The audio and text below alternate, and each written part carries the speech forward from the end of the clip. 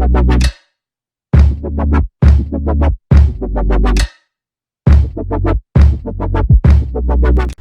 what's up dude, balik lagi sama gue Blind Man Jack. Dan kali ini gue pengen ngajak lo untuk meninjau, meninjau. Enggak. Gue pengen ngajak lo untuk mencoba untuk mengerti kenapa kita, orang-orang dengan disabilitas dan juga dari pergerakan disabilitas, tidak bisa menerima perlakuan yang dilakukan oleh Ibu Risma Triharini pada saat perayaan Hari Disabilitas Nasional tanggal 3 Desember yang lalu. Kalau nggak salah tanggal 3 Desember yang lalu ya. Videonya udah beredar di mana-mana. Gue ceritain sedikit mungkin ya, yang mungkin lo belum nonton atau belum tahu. Jadi di acara Hari Disabilitas Internasional itu, ada beberapa anak disabilitas yang naik panggung, terus mereka disuruh ngelukis gitu kan. Nah setelah mereka ngelukis, Bu Risma naik ke panggung, terus dia melihat lukisannya. Nah salah satu lukisannya tuh kalau nggak salah lukisan pohon. Dia ngomong sama pelukisnya, yang mana pelukisnya adalah anak-anak dan dia juga seorang tuli. Dia bilang, kamu pasti mau memberikan pesan dari lukisan ini, dia bilang gitu kan. Nah lalu yang dilakukan oleh Bu Risma adalah Bu Risma memaksa anak tersebut untuk menyampaikan pesannya secara lisan, tidak pakai alat, tidak pakai bahasa isyarat. Padahal sepengetahuan kita, anak ini aktif menggunakan bahasa isyarat. Nah yang lebih parahnya itu adalah Bu Risma, jadi dia memaksa dan mikrofon itu sampai disorongin ya ke mulutnya si anak itu, dan sepertinya ada upaya untuk membuka masker supaya ngomongnya mungkin lebih jelas atau apalah gitu ya gitu. Nah ketika itu terjadi, Bu Risma melakukan itu, ada seorang tuli namanya Stefan. Nah Stefan ini gue lupa dia ketua Gerkatin atau dia pengurus Gerkatin gitu, tapi dia adalah undangan perwakilan dari Gerkatin. Gerkatin itu adalah Gerakan Kesejahteraan untuk Tunarungu Indonesia. Ini adalah organisasi tuli yang sudah lama berdiri di Indonesia dan sudah nasional. Nah Stefan memperingatkan ke Bu Risma gitu bahwa intinya gue lupa in detailnya ya, tapi intinya adalah dia memperingatkan bahwa ibu, bahasa isyarat itu harus dihormatin. Ibu nggak boleh maksa dia untuk bicara secara lisan. Kalau dia misalnya biasa pakai bahasa isyarat, ya udah gunakan aja bahasa isyarat gitu. Intinya kayak gitulah ya gitu.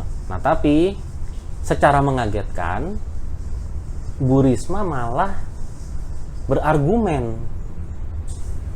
Malah dia bilang enggak, ini ya itu kata-kata yang sekarang kayaknya udah sohor ya di mana-mana ya, memaksimalkan pemberian Tuhan, karena dia berasumsi, Bu Risma berasumsi bahwa anak ini masih bisa mengeluarkan suara dari mulutnya.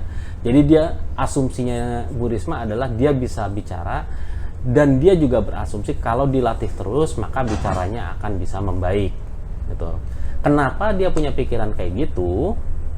Karena dia pernah ketemu dengan Angki Yudhistia. Angki Yudhistia ini staf ahli presiden. Kalau lo belum kenal, lo bisa browsing aja.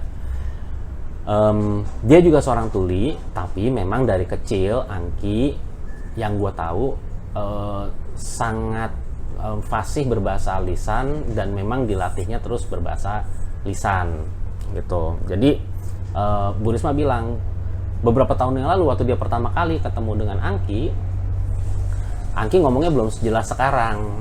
Nah sekarang Angki itu ngomongnya lebih jelas. Jadi dia berasumsi kalau anak ini dilatih terus ngomongnya bisa kayak Angki. Oke. Nah gue sampai di sini gue pengen ngingetin juga ya ke lo, mungkin ada baiknya juga sebelum lo lanjut nonton video ini, kalau misalnya lo masih belum mengerti kenapa kita artinya kita keberatan dengan apa yang dilakukan oleh Bu Risma, lo mungkin bisa nonton dulu video gue yang judulnya bedanya cacat sama disabilitas. Habis itu lo baru balik lagi nonton video ini, karena disitulah sebenarnya gue menjelaskan cara berpikir yang keliru tentang orang dengan disabilitas. Dan kalau udah nonton itu lo akan ngerti kenapa gue akan ngomong seperti yang akan gue lakukan ini.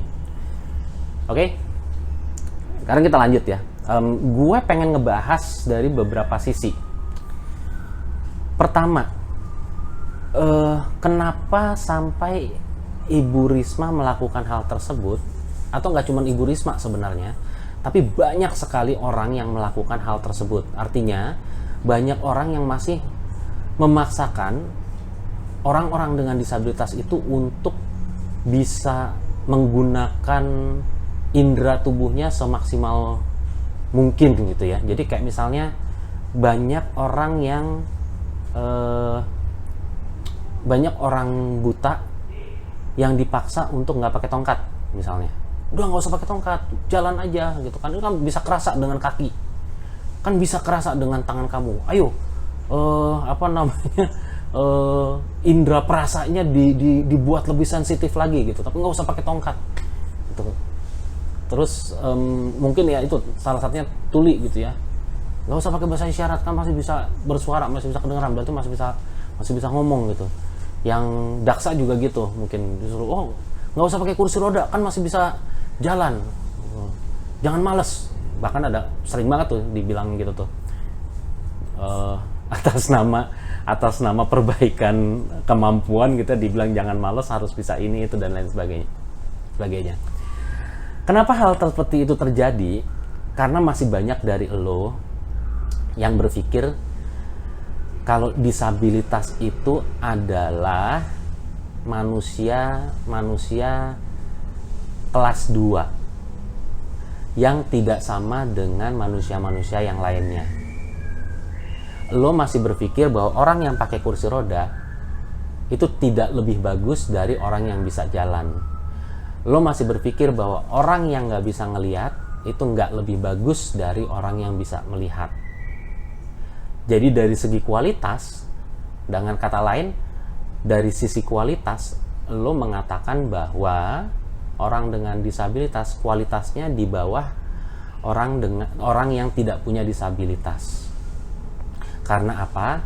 Karena kita punya cara yang berbeda untuk menyelesaikan pekerjaan kita atau berkomunikasi dan lain sebagainya. Itu yang pertama. Padahal ya, yang kita ingin nih dari lo semua yang nonton, mungkin kita tuh pertama, kita tidak mengingkari kalau memang kita punya hambatan ya. Kenyataan bahwa gue nggak bisa ngelihat, gue tidak mengingkari. Kenyataan bahwa teman-teman gue ada yang nggak bisa dengar, mereka tidak mengingkari. Ada teman-teman gue juga nggak bisa jalan, ada teman-teman gue yang kecerdasannya di bawah rata-rata. Itu kita tidak mengingkari, itu kenyataan, memang betul. Tapi ini adalah identitas kami. Ini adalah keunikan kami. Sama dengan lo punya warna kulit coklat, atau bola mata lo misalnya biru, atau rambut lo pirang, atau tinggi badan lo 185, atau berat badan lo 68 misalnya. Nah, itu adalah identitas lo gitu loh. Sebagian dari identitas lo mungkin masih ada yang bisa diubah, tapi kalau kita, ini adalah identitas yang nggak bisa diubah. Jadi kalau lo tanya gue keberatan nggak sih dibilang Jaka mana, Jaka yang buta? Gue nggak keberatan, karena itu emang identitas gue. Itu Surya, misalnya Surya yang mana? Surya yang nggak bisa dengar. Ya dia nggak keberatan, emang kenyataannya nggak bisa dengar, dan itu adalah identitasnya dia. Nah, pertanyaan gue adalah, kalau misalnya itu sudah menjadi identitas kita, kenapa dipaksakan untuk diubah?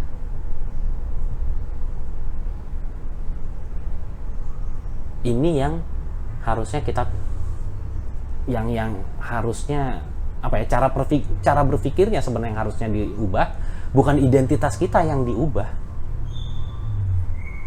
gitu. Ini akan menimbulkan perdebatan panjang ya, karena pasti orang akan mengatakan, ya kan tapi itu masih bisa dimaksimalkan. Bisa dimaksimalkan tapi tidak dalam, gini loh, gue juga sudah memaksimalkan kemampuan gue gitu ya.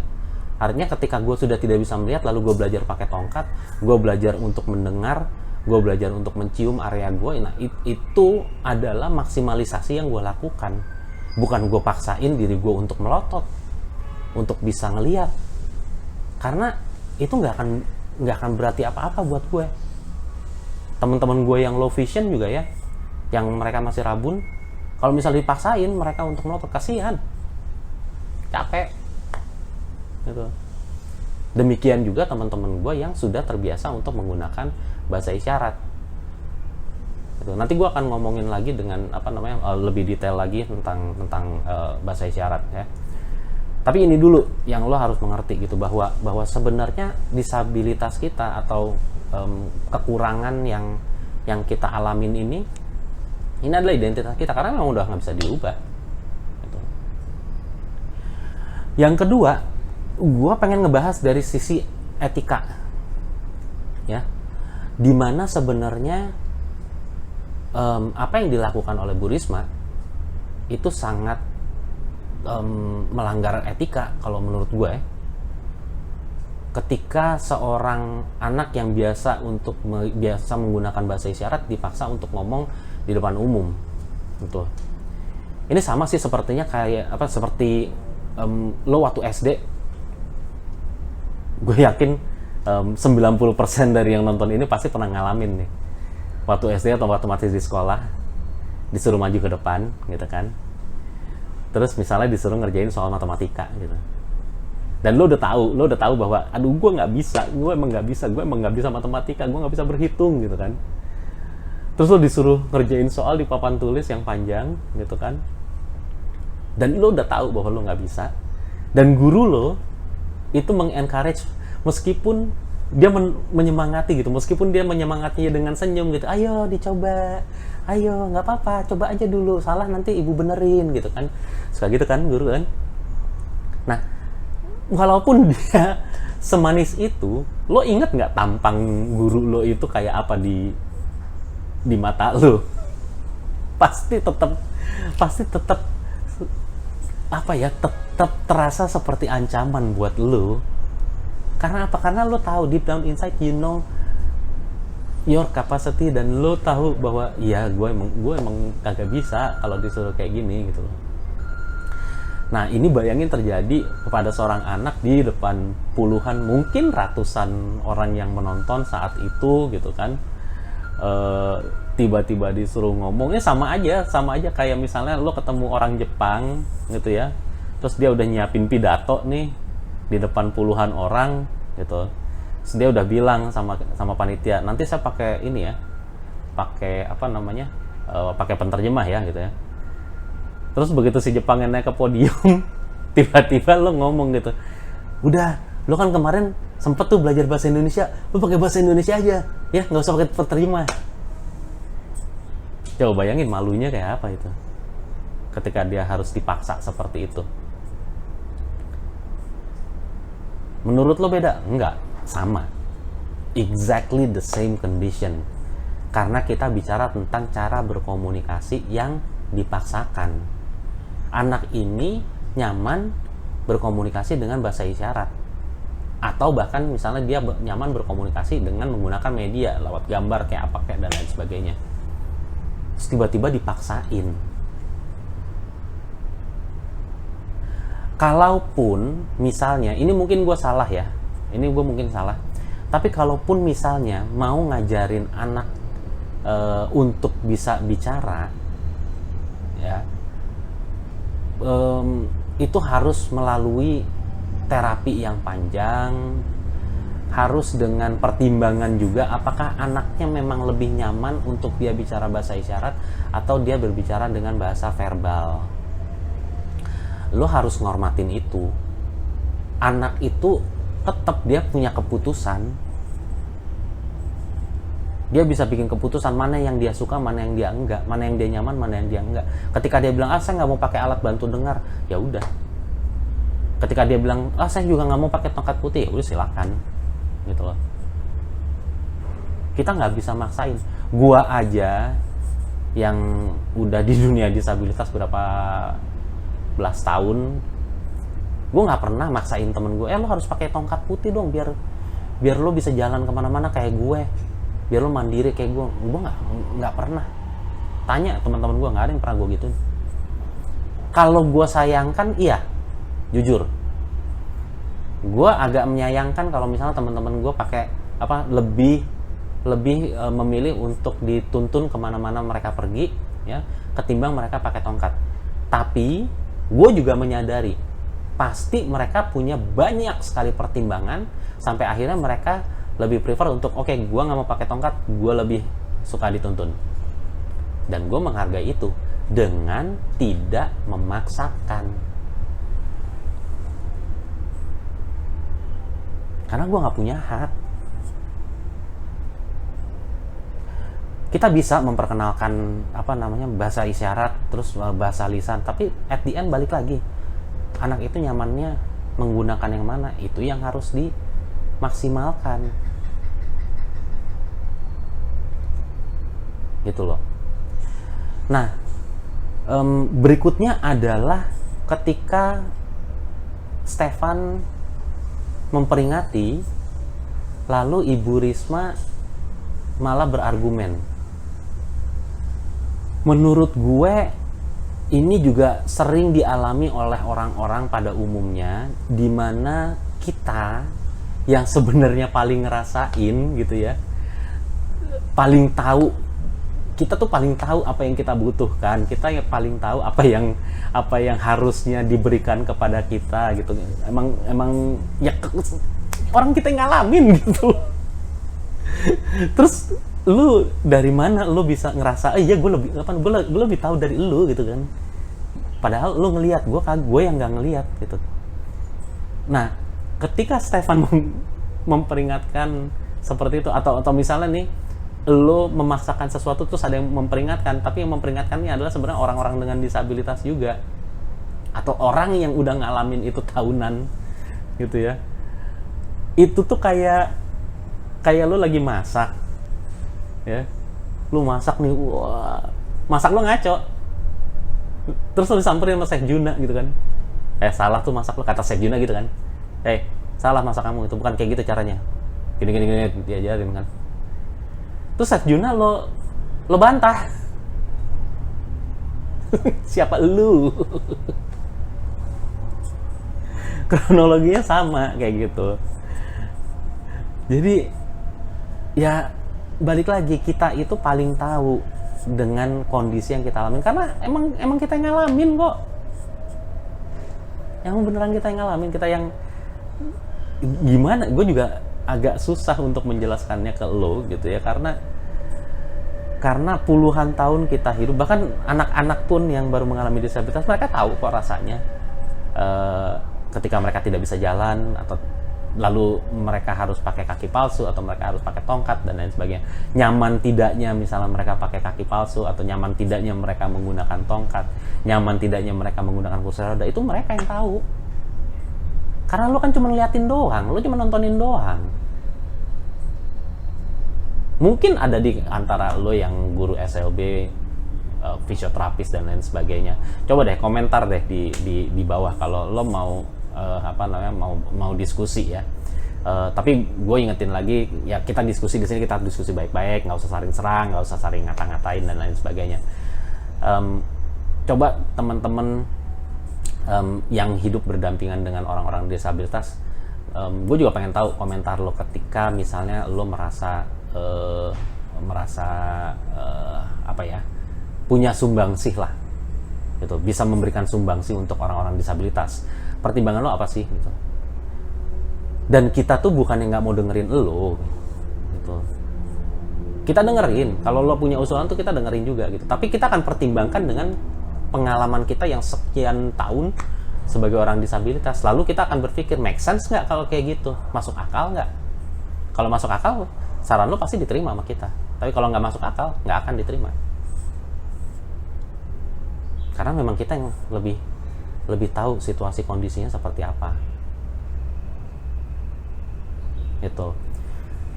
Nah, terus yang berikutnya, ketika Bu Risma membandingkan anak-anak tuli dengan Angki Yudhistia. Gue cukup mengenal Angki. Sorry Angki kalau gue sebut-sebut di sini, tapi gue nggak ada tendensi apa-apa. Karena gue juga ngormatin Angki ketika dia memilih untuk lebih menggunakan bahasa lisan daripada bahasa isyarat. Gue nyayangin juga sih sebenarnya, but it's her choice. Ya. Angki setahu gue dibesarkan di lingkungan yang memang membuat dia lebih banyak menggunakan bahasa lisan, dan dia pun merasa nyaman untuk menggunakan bahasa lisan.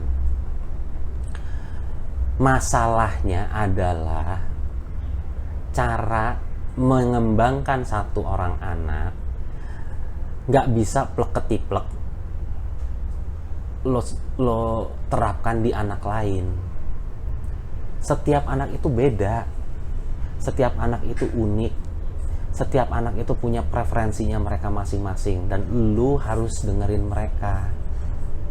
Ini berapa kali nih gue ulang nih, bahwa dengerin mereka, karena mereka juga yang tahu permasalahannya mereka. Mereka tahu rasanya seperti apa dipaksa untuk ngomong bahasa lisan. Malu loh itu tuh, dipaksa-paksa kayak gitu tuh. Dipaksa apapun ya, lo juga pasti, kayak tadi gue bilang, lo juga pasti pernah ngerasain gitu loh, bahwa lo pernah dipaksa. Tapi balik lagi ya, ketika lo memaksakan satu metode ke anak yang lain, nah ini juga bisa jadi bencana juga. Kita nggak usah ngomongin rehabilitasi kayak gini-gini deh, nggak usah ngomongin tentang sign language. Lo belajar main gitar aja, belum belajar main musik aja. Setiap orang metodenya juga beda kok. Dan gak semua orang juga akhirnya bisa main musik. Tapi balik lagi, pertimbangannya adalah lo nggak bisa karena si A begini lo harus begini. Karena Jaka bisa pergi naik bis sendirian, berarti semua orang tunanetra di dunia ini harus bisa naik bis sendirian. Nggak bisa. It doesn't work that way. Diperkenalkan boleh, sekali lagi, diperkenalkan boleh, tapi setelah itu harus melihat perkembangannya seperti apa, nyaman atau tidak, suka atau tidak. Jadi ini juga yang menjadi menjadi faktor utama kenapa kita sangat bereaksi keras, karena kita khawatir apa yang dilakukan oleh Bu Risma ini nanti dikopi sama semua orang tua. Terus mereka melihat Angki, terus mereka bilang, tuh ya bener tuh Angki bisa ngomongnya seperti itu. Sekali lagi sorry Angki, gue harus sebut nama lo karena memang namanya Angki yang disebut. Nanti karena ini yang dikhawatirkan, mereka nyari Angki yang mana sih. Begitu lihat, oh iya bicaranya bagus, oh berarti anak gue harus bisa bicara seperti dia. Terus dipaksain, kesian anaknya. Bener deh. Dan balik lagi, you don't have, lo tuh nggak harus bisa bicara untuk bisa jadi normal. Ini masalahnya nih dengan orang tua, dengan orang-orang ya, bahwa kalian masih berpikir bahwa untuk jadi normal itu harus bisa bicara, harus bisa ngelihat, harus jalan kaki, nggak pakai tongkat, nggak pakai kursi roda, itu yang disebut normal. Padahal kayak tadi gue bilang, kalau lo menghargai kondisi kita ini sebagai identitas, ya normalnya gue ya gini, gue yang nggak ngelihat ini ya udah normal. Temen gue yang pakai kursi roda ya itu normalnya dia, udah.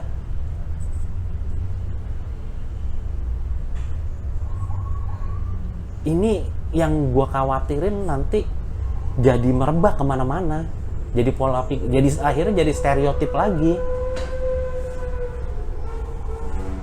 Karena kalau pakai bahasa isyarat dianggapnya nggak normal, padahal normal. Sama aja, bahasa isyarat tuh sama kayak bahasa Jepang, kayak bahasa Itali, kayak bahasa Inggris. Penggunaannya juga sama.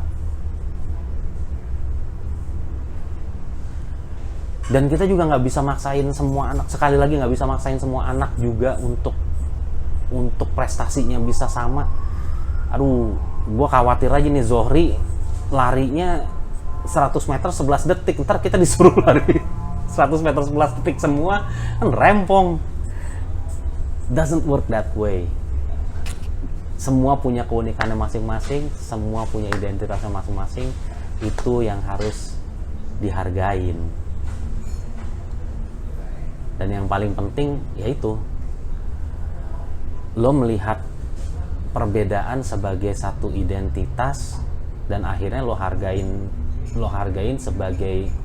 sebagai cara apapun dia menyelesaikan pekerjaan, menyelesaikan tugasnya dia, cara dia berkomunikasi, caranya dia belajar. Nggak perlu harus seperti orang lain. Nah, yang terakhir gue mau bicara sedikit tentang, sebenarnya gue jujur, gue ngerasa, sekali lagi gue ngerasa tidak berkompeten untuk ngomongin tentang bahasa isyarat, tapi gue pengen nyampein satu message aja lah buat teman-teman tentang bahasa isyarat. Jadi teman-teman tuli memang mereka mengembangkan bahasa isyarat, namanya bahasa isyarat Indonesia atau disebut Bisindo. Ini lagi populer banget dipromosiin, lo bisa cari di YouTube. Dulu sih sebelum pandemi mereka sering ada di Car Free Day ya, ngajarin orang, memperkenalkan orang-orang dengan sign language gitu. Nah, sign language ini juga sudah si Bisindo ini sudah dikembangkan cukup lama juga sebagai bahasa pemersatunya teman-teman tuli. Jadi kalau nanti lo ke Padang, lo ke Kalimantan, lo kemana, mungkin bahasa daerah isyaratnya mereka itu berbeda-beda gitu. Tapi Bisindo ini lagi mencoba untuk mempersatukan semua bahasanya supaya ada satu bahasa yang bisa digunakan di Indonesia tanpa menghilangkan bahasa lokalnya. Jadi ya sama aja kayak lo ngomong bahasa Sunda, lo ngomong bahasa Batak, lo ngomong bahasa Papua, tapi ada bahasa Indonesia. Kurang lebih gambarannya seperti itu. Nah, kenapa, ya pertanyaan gua adalah kenapa bahasa isyarat kok jadi ada larangan juga untuk dipakai di teman-teman tuli, padahal ini adalah salah satu cara komunikasi yang buat teman-teman tuli juga nyaman-nyaman aja, santai-santai aja gitu loh. Kenapa bahasa isyarat ini tidak bisa dihargai sebagai bahasa lokal, sebagai bahasa daerah, atau sebagai bahasa yang sebenarnya seperti bahasa Indonesia atau seperti bahasa Inggris? Nah, ini silakan dipikirkan lagi oleh lo semua yang kemarin berpikir bahwa ya harusnya tuli memang harus berbahasa lisan.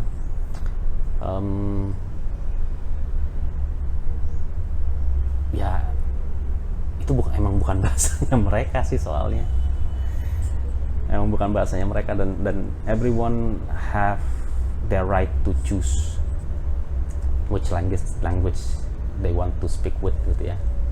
Even ketika kita lagi keluar negeri, kita memilih untuk berbahasa Inggris atau berbahasa Indonesia juga, itu kan pilihan kita.